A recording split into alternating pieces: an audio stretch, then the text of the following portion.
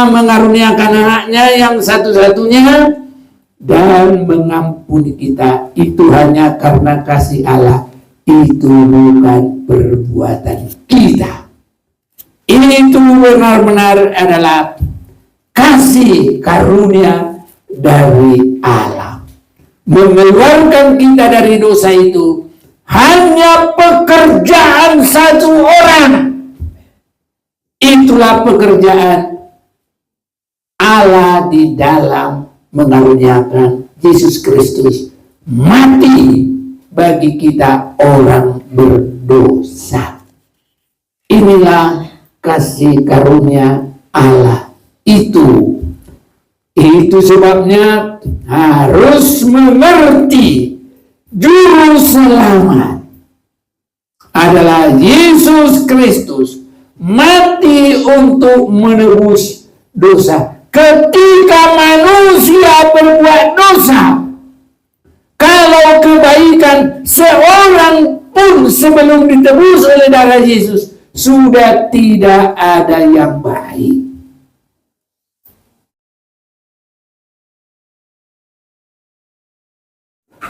Saudara-saudaraku yang kekasih, saya merasakan Tuhan itu sangat baik, tidak hanya dalam masa kini, karena saya ingat dengan jelas pada tahun sekitar 1965, yang lain yang masih muda ini belum pada lahir.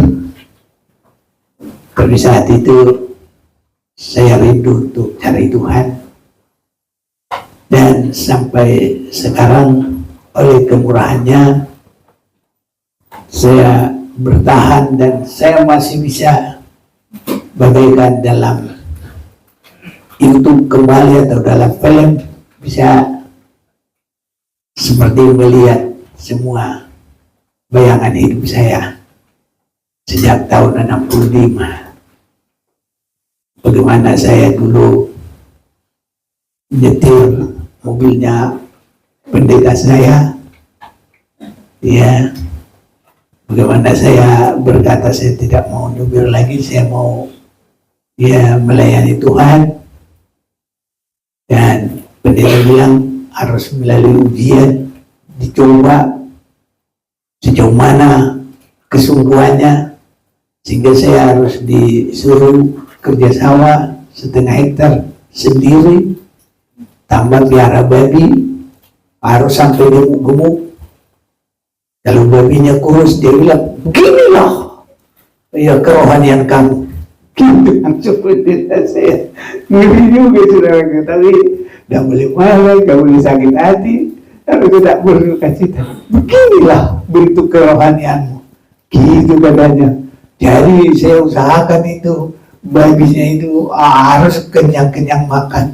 Dan kalau ada babinya yang bandel, nah dukul, oke, gak mau datang-datang. Waduh, masa udah mau menanti lagi mau ke sawah, kadang mau nangis karena saya harus tanggung jawab dalam semua apa yang dia suruh, saudara-saudaraku.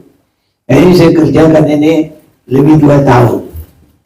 Akhirnya saya dikirim sekolah Alkitab, dan sesudah saya dikirim sekolah Alkitab, saya hitung-hitungan dalam diri saya kerja 2 tahun, panen 4 kali, babinya berapa ekor, berapalah yang saya makan, berapalah pokok saya dikasih, baju saya cuma ada jemaat yang kasih satu dibeli. Gitu. Itu saya pikir, wah, saya tidak pikir rugi pendeta, saya nggak mau pulang. Nah, itu jalannya saya hitung-hitungan dulu, semua saya pertanggungjawabkan, nggak mau saya sambut gitu. Nah, jadi itu makanya saya ke Jawa Timur, praktik saya situ. Kalau mau sudah di sana, supaya saya jangan di parani lagi nanti, jangan dijemput. sampai saya di sana. Tuhan berkati ya. Kalau Eliezer ketemu Rika, saya ketemu Opung. Itulah meninggal tahun 73. Baru ada saya 5 tahun di Lumajang, kami ke Sumatera, ada 5 tahun di Sumatera, kami datang ke Jakarta sampai sekarang. Jadi semua hidup saya masih bisa saya renungkan, saya ingat, dan saya selalu bagaikan melihat. Dan saya juga boleh merasa kemurahan Tuhan memimpin. Tetap semangat. Api ibadah pelayanan mengasihi Tuhan tidak pernah surut. Ini saudara-saudaraku.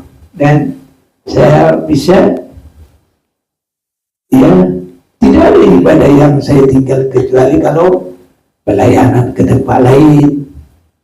Ya itu saja. Di tempat lain ya pasti melayani juga, pasti ibadah. Jadi tetap semuanya. Inilah saudara-saudaraku. Dan tahun ini saya akan memasuki umur yang ke-80. Kenapa saya harus katakan itu? Sepanjang ini saya lihat dan merasakan Tuhan itu baik senantiasa. Walaupun saya tidak terlalu terkenal hebat seperti orang lain, tidak terlalu kaya, ya saya syukuri apa yang Tuhan berikan.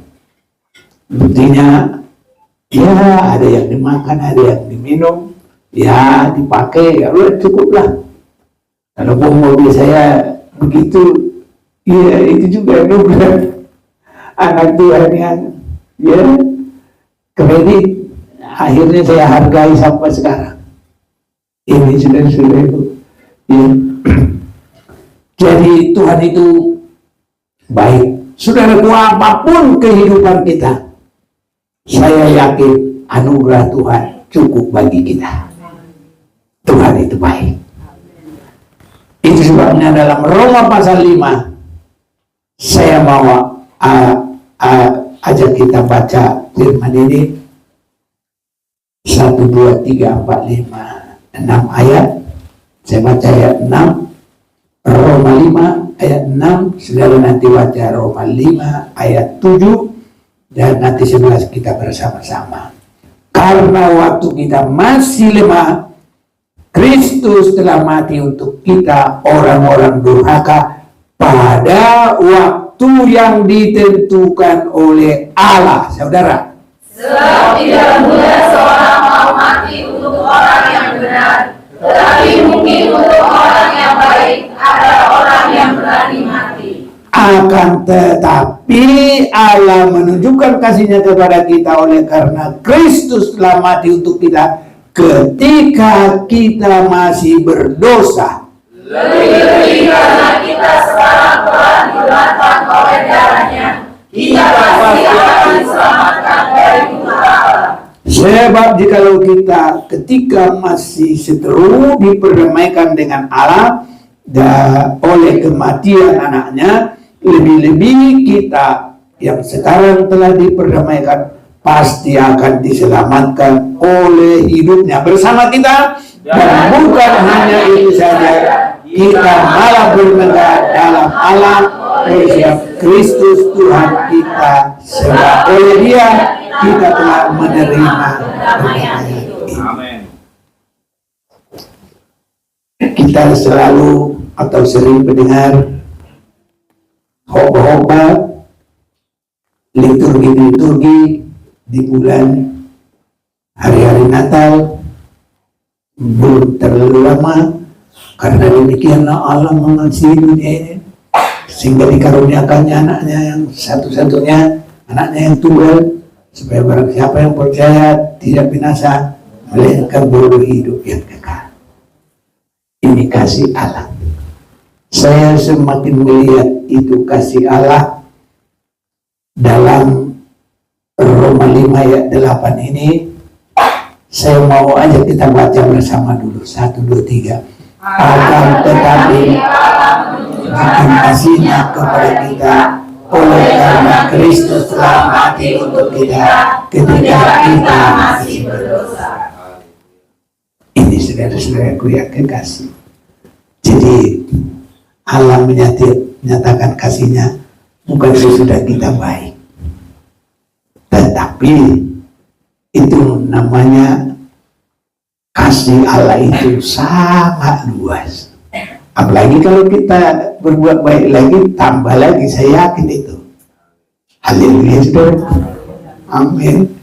Tidak baik aja dikasih. Kita sudah baca ayatnya.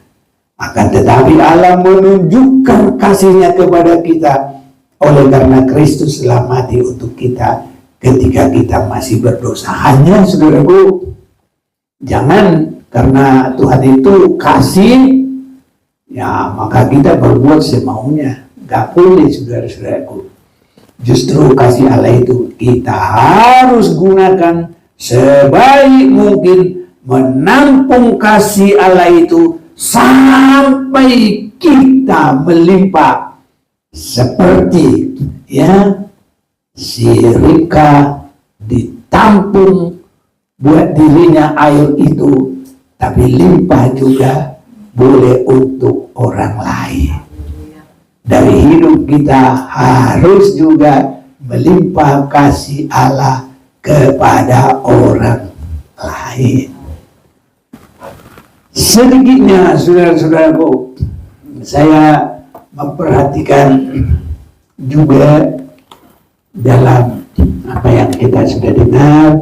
Saya mau ajak kita juga melihat di dalam 1 Raja-Raja pasal 19, ya, itu bagaimana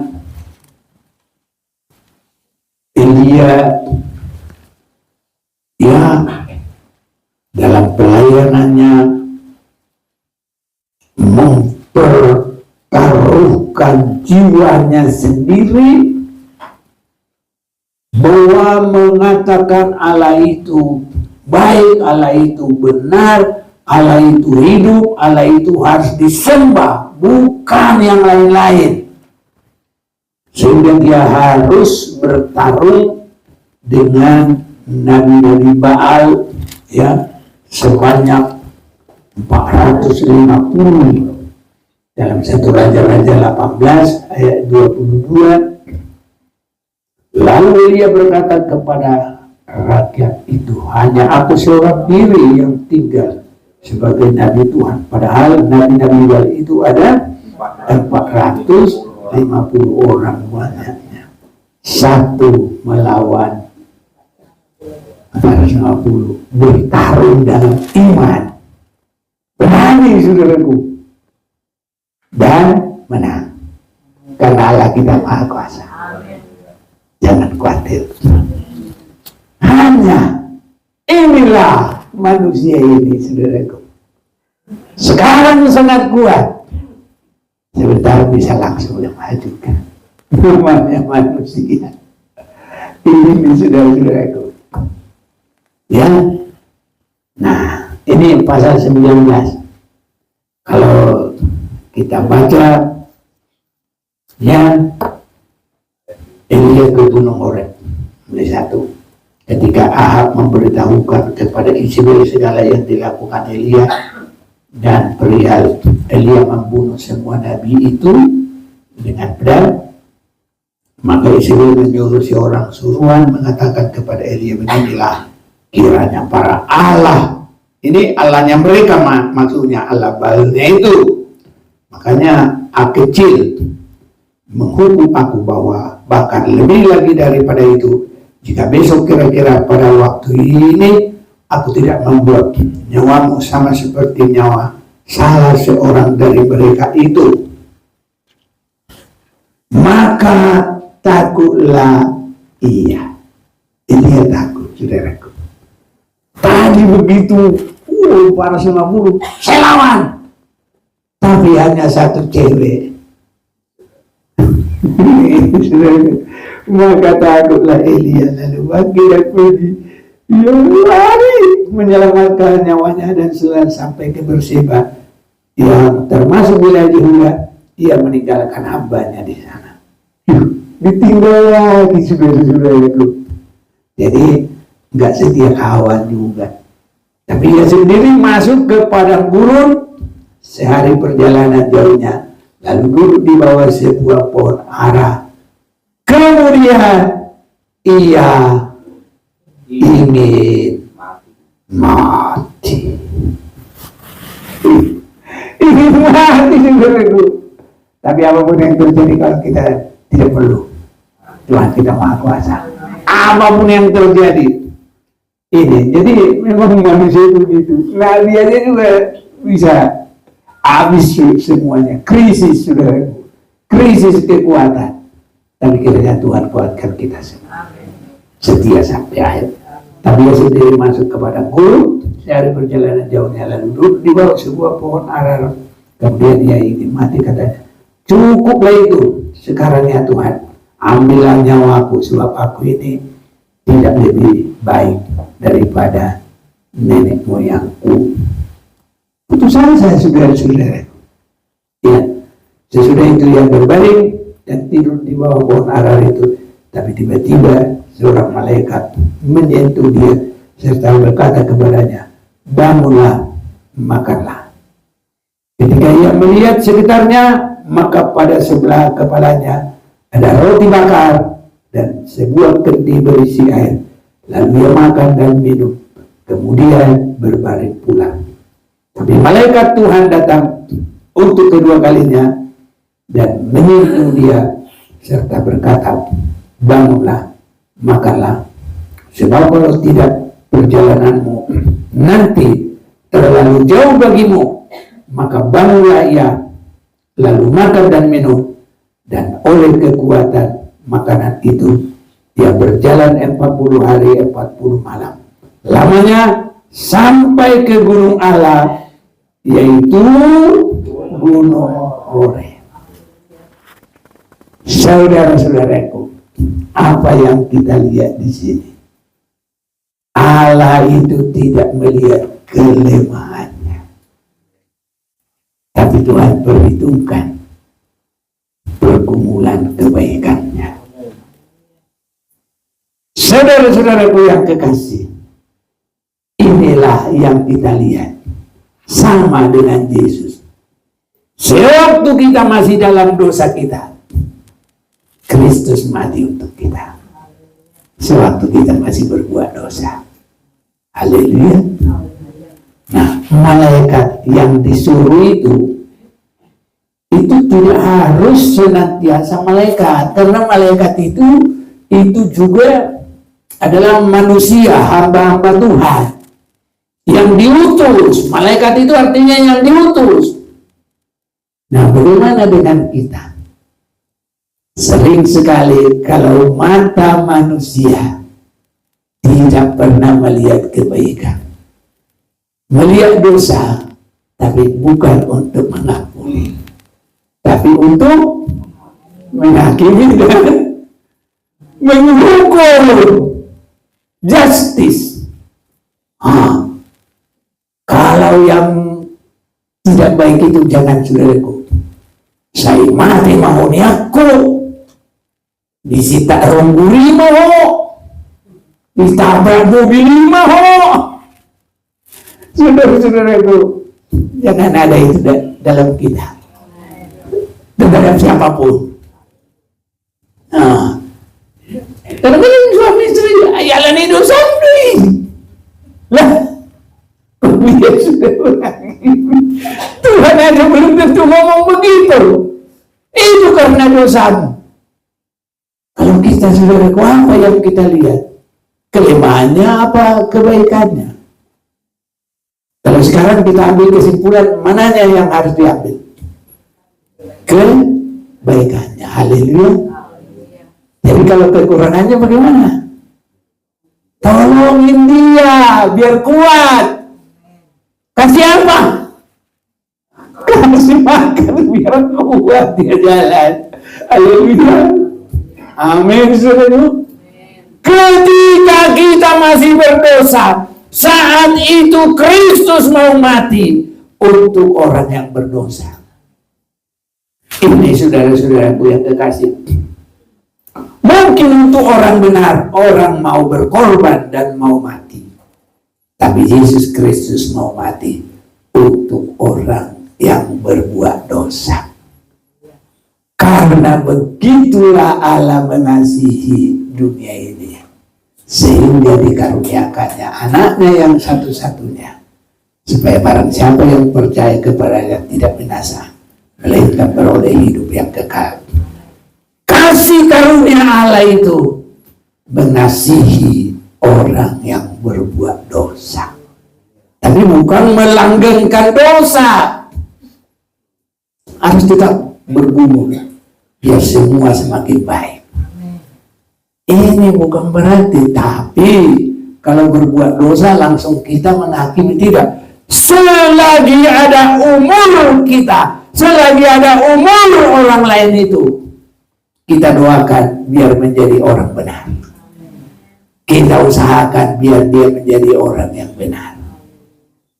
Nah, kiranya Tuhan tolong kita berubah menjadi anak Tuhan. Kalau anak iblis selalu menggoda berbuat dosa, selalu ingin supaya manusia itu mati binasa. Jadi dia dari awalnya disebut pembunuh, dan dia adalah bapa pembunuh. Tapi Yesus Kristus Bapa yang penuh kasih, dan dinyatakan dalam Yesus sewaktu kita masih dalam dosa, saat itulah Kristus mati buat orang yang berbuat dosa. Ini kita sudah baca, saudara-saudaraku. Itulah namanya kasih karunia Tuhan bagi kita semua. Kiranya kita dilimpahi dengan kasih karunia, sehingga kita terus jadi berkat. Semua hati kita, pikiran kita, tindakan kita, omongan kita jadi berkat. Kalau boleh, apapun terhadap siapapun, dosanya begitu banyak pun, semua omongan kita harus tetap berkat, tidak penghakiman, tidak menghukum, tidak menjustis. Kita bukan hakim. Hakim hanya satu, dan penghakiman juga semua ada masanya. Nanti kalau Tuhan Yesus datang pada kali yang kedua. Amin. Ini sebabnya 2 Korintus 5 ayat yang ke-10. Kalau pada kedatangan Yesus yang kedua, karena kita semua harus menghadap tahta pengadilan Kristus. Cuma itu penghakiman, jangan kita mendahului. Nanti kita itu jadi mengangkat diri kita. Ya. Nah, coba dibaca. Bantu. 2 Korintus 5 ayat 10. Sebab kita semua harus menghadap tahta pengadilan Kristus, supaya setiap orang memperoleh apa yang patut diterimanya sesuai dengan yang dilakukannya dalam hidupnya ini, baik ataupun jahat. Iya. Ini kita sudah lihat, saudara-saudaraku. Jadi penghakiman hanya pada Tuhan, dan hakimnya hanya satu, yaitulah Tuhan Yesus Kristus. Dia pun menghakimi tidak hanya sembarang waktu, dia menghakimi hanya sekali saja pada kedatangannya yang kedua kali. Itu yang kita nanti. Haleluya, saudaraku. Nah, kiranya Tuhan tolong kita semua harus benar-benar praktek di sepanjang hari umur hidup kita, dalam pikiran kita, dalam hati kita, dalam tindakan kita, dalam pembicaraan kita. Jadi Allah adalah kasih. Di mana tertulis? 1 Yohanes 3 ayat Dia baca langsung dapat 15 kali ya. Berapa? 19:5 ayat 3 ya. Ya, 4 ayat 8 boleh. Ayat yang ke-8. Ya. Barang siapa tidak mengasihi, dia tidak mengenal Allah, sebab Allah adalah kasih. Iya, Allah adalah kasih, kita juga harus ya mengikuti kasih Allah. Karena kita adalah sudah ditebus darah Yesus waktu kita masih berdosa. Allah mengaruniakan anaknya yang satu-satunya dan mengampuni kita. Itu hanya karena kasih Allah. Itu bukan perbuatan kita. Itu benar-benar adalah kasih karunia dari Allah. Mengeluarkan kita dari dosa itu hanya pekerjaan satu orang. Itulah pekerjaan Allah di dalam mengaruniakan Yesus Kristus mati bagi kita orang berdosa. Inilah kasih karunia Allah itu. Itu sebabnya harus mengerti juru selamat adalah Yesus Kristus mati untuk menebus dosa. Ketika manusia berbuat dosa, kalau kebaikan seorang pun sebelum ditebus oleh darah Yesus sudah tidak ada yang baik. Roma pasal 3 ayat 10 dan 23. Coba dulu baca. Roma 3 ayat 8, 9, 10. Iya. Ayat 10 dulu. Nanti ayat 23. Seperti ada tertulis, tidak ada yang benar. Iya. Seorang pun tidak. Iya. Ayat 23. Karena semua orang telah berbuat dosa dan telah kehilangan kemuliaan Allah. Ya, jadi orang tidak bisa keluar lagi dari dosa. Tapi ketika kita berdosa, disitulah Yesus menebus, mati karena dosa kita itu. Sehingga kita dikeluarkan dari jajahan iblis itu. Itulah pekerjaan Yesus. Ini harus semua tahu. Semua orang harus tahu. Semua orang harus tahu. Semua orang harus tahu. Siapa Yesus? Yesus juru selamat. Cukuplah ya. Tuhan memberkati. Ini sama dengan apa yang kita baca Efesus 2 ayat 8-9. Ayo. Sebab karena kasih karunia kamu diselamatkan oleh iman. Itu bukan hasil usahamu, tapi pemberian Allah. Semua manusia sudah berbuat dosa. Sewaktu dia dalam dosa, dia nggak bisa keluar dari dosa. Itu bukan hasil pekerjaanmu. Jangan ada orang yang memegahkan diri. Nah, jadi di dalam hal ini, yang lama sudah ditebus, kita dalam yang baru dipulihkan. Sehingga kita menjadi kehidupan baru. Dan ke masa depan kita akan dibimbing. Dalam masa depan ini dibimbing untuk apa? Sudah mengalami dilepas dari kuasa dosa, kuasa iblis, bahkan yang harus mewarisi maut. Kita sudah ditebus dan itu diselesaikan oleh Yesus. Tapi untuk selanjutnya kita dibimbing untuk melakukan segala kehendaknya, kehendak Tuhan. Efesus 2 ini bersama kita. Cari dulu ayat 10 di situ. Kalau yang sempat baca Alkitab, biar baca di situ. Kita mau baca bersama-sama. Efesus 2 ayat 10. 1, 2, 3. Karena kita ini buatan Allah, diciptakan dalam Kristus Yesus untuk melakukan pekerjaan baik yang dipersiapkan Allah sebelumnya. Dia mau supaya kita hidup di dalam. Jadi tadi kita mendapat anugerah. Orang sudah mendapat anugerah bukan diam-diam berdosa pun, ya. Ada lagi dalam Yohanes 10 ayat 20, yang mana itu?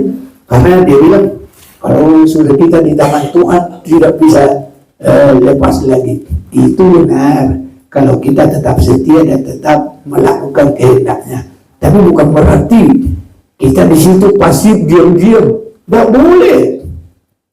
Dan kita harus sungguh-sungguh bersyukur dan bekerja sesudah mengalami penebusan itu. Ini namanya untuk menanti kedatangan Yesus yang kedua, kita menerima sesuai perbuatan kita. Haleluya. Nah, itu tadi 2 Korintus 5 ayat yang ke-10. Menanti kedatangan Tuhan. Matius 16 ayat 27. Wahyu 22 ayat 12. Nah, coba baca satu-satu. Baca satu-satu. Mulai dari Matius dulu. 16 ayat 27. Bersyukur kepada Tuhan. Saya tidak harus agak lihat-lihat. Tapi saya bisa ingat. Ayat 27. Iya. Sebab anak manusia akan datang dalam kemuliaan Bapaknya, Iya. diiringi malaikat-malaikatnya. Amin. Pada waktu itu, Iya. Dia akan membalas setiap orang menurut perbuatannya. Membalas setiap orang menurut Perbuatan. perbuatannya. Apa yang kita lakukan? Hanya setia. Satu, sudah seperti Ribka. Terus kesukaannya dan sudah kehidupannya harus selalu ada mengambil air basuhan firman dalam Efesus pasal 5 mulai 26 dan sampai 32. Kita harus cari firman. Haleluya. Yang sangat baik, ambil dalam 3 macam firman, ya, dalam persekutuan seperti ibadah kita ini. Ada ya sekolah minggu, boleh, muda-mudi, boleh. Makanya tampil dong nanti sekolah minggu lagi, bikin, mau nyanyi, mau apa. Kan ini kan kebaktian persekutuan. Muda-mudi, ayo kaum minggu. Bapak-bapaknya belum pernah ini. Bikin. Tuhan saya. Haleluya. Karena ini persekutuan, ibadah persekutuan. Haleluya. Nah, ini baru ibadah pendalaman firman yang kita lakukan hari Rabu. Ibadah penyembahan yang kita lakukan hari Sabtu. Semua harus ada firman.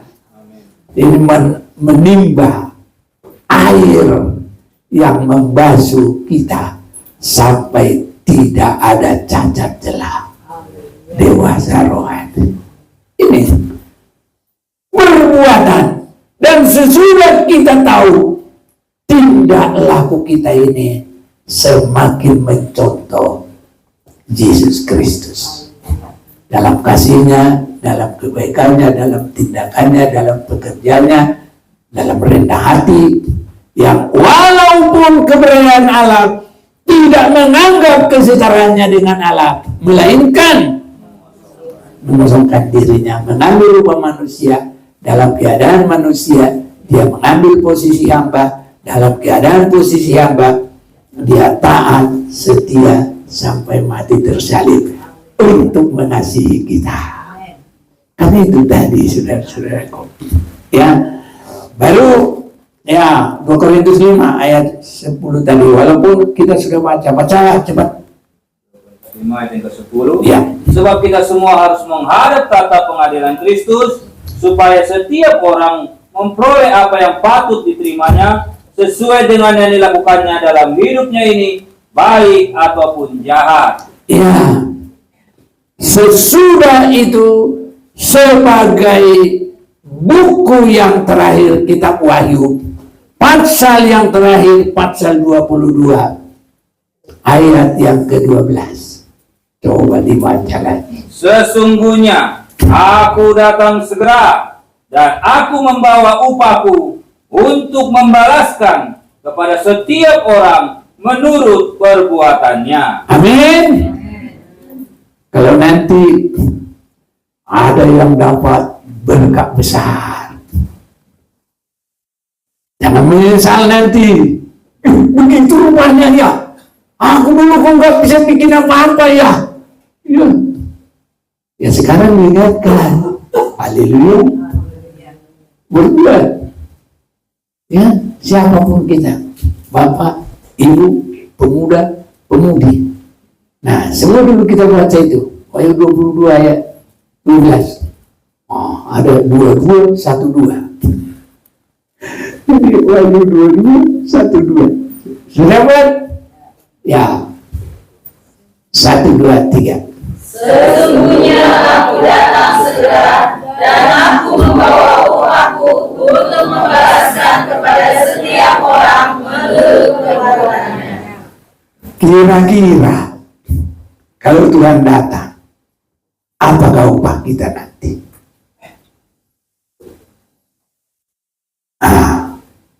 Surga pun kalau dapat iya, tapi nanti situ juga masih ada sesuai dengan perbuatannya.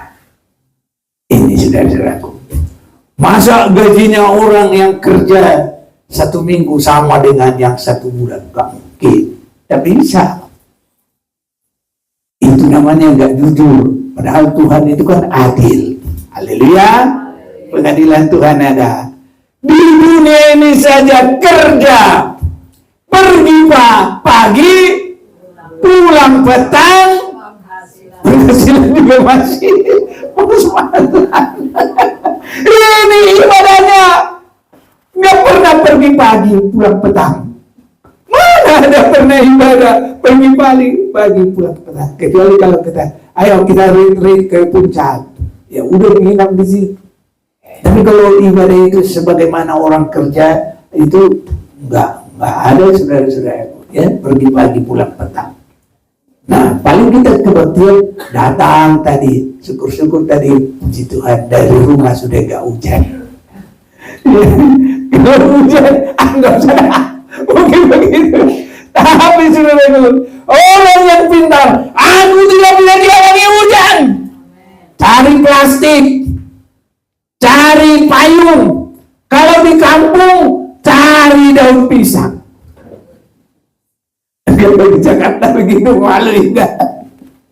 Tapi kalau ya memang harus begitu, daripada kita enggak dapat upah dari Tuhan, ya jangan malu. Haleluya.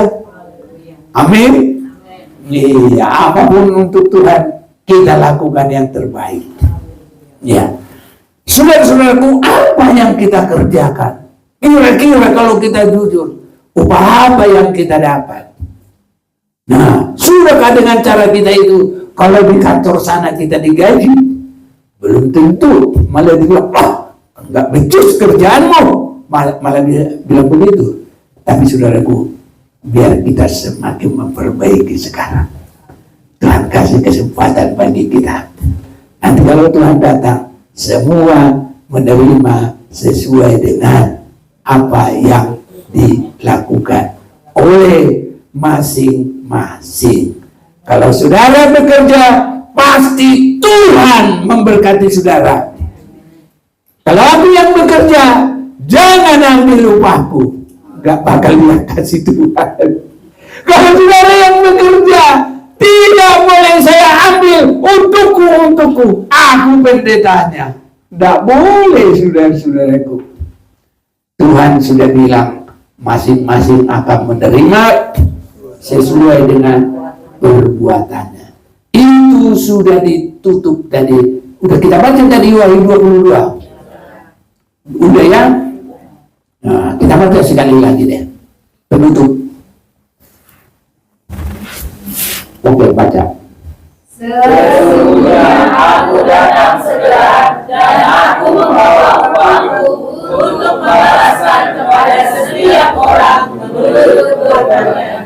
Iya, jadi kita sudah mengerti saat di mana anugerah, saat di mana harus berbuat. Sebelum kita mendapat penyucian darah Yesus, itu kita bagaikan masih dalam penjajahan Raja Firaun. Apapun yang dikerjakan di situ, membangun piramid-piramid, itu semua hasilnya untuk Raja Firaun. Betul atau salah? Ya. Tapi kalau oleh darah domba itu, nanti bangsa Israel disuruh keluar. Sesudah itu mereka harus berbuat. Amin, saudaraku. Bisa menangkap? Jadi keluar dulu dari penjajahan Raja Firaun, baru bekerja. Haleluya. Keluar dulu, ditebus dari kuasa setan, kuasa iblis, baru kita mengerjakan pekerjaan. Itu dihitung oleh Tuhan. Kalau masih di Mesir, semua itu gak bisa dihitung oleh Tuhan. Karena itu semua nanti untuk Raja Firaun. Makanya kita ini harus dibebaskan dari kuasa iblis, ya, menerima Yesus, percaya, dan kita menerima darah penebusannya. Makanya kita dikubur bersama Yesus, sehingga yang lama sudah berlalu, yang baru sudah datang. Baru saat itulah kita berbuat kehendak Tuhan. Itulah yang dihitung oleh Tuhan. Nah, inilah kekristenan kita, saudara-saudaraku. Harus mengerti benar, menerangkan apa iman kita. Haleluya. Saling nanya satu dengan yang lain, harus benar-benar ngerti. Harus bisa menerangkan ke anak-anak, harus bisa menerangkan ke tetangga, harus bisa bersaksi apa itu kekristenan. Kenapa Yesus harus mati? Ini karena Dia yang bisa mengeluarkan kita dari kekuasaan setan, kuasa iblis, dari kuasa dosa kita. Dan sesudah itu kita bebas untuk melakukan kehendak Tuhan, dan semua pasti terberkati, saudara-saudara yang terkasih. Jadi masa kita dalam penjajahan, masa kita berbuat. Itu sebabnya kalau sudah selesai dari Mesir, mereka keluar dari Laut Merah. Laut Merah, Laut Kosong, Laut Teberau, sama. Dan habis itu Tuhan arahkan ke Gunung Sinai, menerima firman Tuhan. Semua hal-hal yang harus dilakukan, termasuk 10 hukum Taurat. Nah, kalau tidak melakukan itu, mereka tidak bisa lagi meningkat. Nanti akan mati sebelum melewati sungai Yordan. Disitulah mati semuanya. 600.000 keluar dari Mesir, tapi mati semua sebelum melewati laut, sungai Yordan. Dan yang bisa tembus cuma 2 orang, karena rohnya beda, kesetiaannya sungguh-sungguh. Itulah Joshua dan Kaleb. Kiranya semua kita semakin bersungguh-sungguh, sudah mengerti dan sudah harus tahu kapan kita harus berbuat. Bukti yang sudah dilepaskan, berbuat semaunya Tuhan, bukan semaunya kita. Sesuai dengan kebenaran firman. Kalau masuk hidup yang kekal, bukan semua orang yang berseru-seru Tuhan, Tuhan masuk ke dalam kerajaan surga, tapi hanya mereka yang melakukan kehendak Allah Bapa. Pada saat itu banyak orang berkata, kami sudah mengusir setan, aku tidak kenal kamu. Apalagi dia bilang? Mengadakan mujizat. Terus Tuhan tetap bilang apa? Aku tidak mengenal kamu. Yang dikenal hanya apa? Yang melakukan kehendak Bapa Surgawi. Haleluya. Ini turutannya semua. Mana tertulis? Matius 7 ayat 21 sampai 23. Haleluya. Nah, tidak usah dibaca lagi ya. Ya, mari kita menyanyi. Ku taat perintah.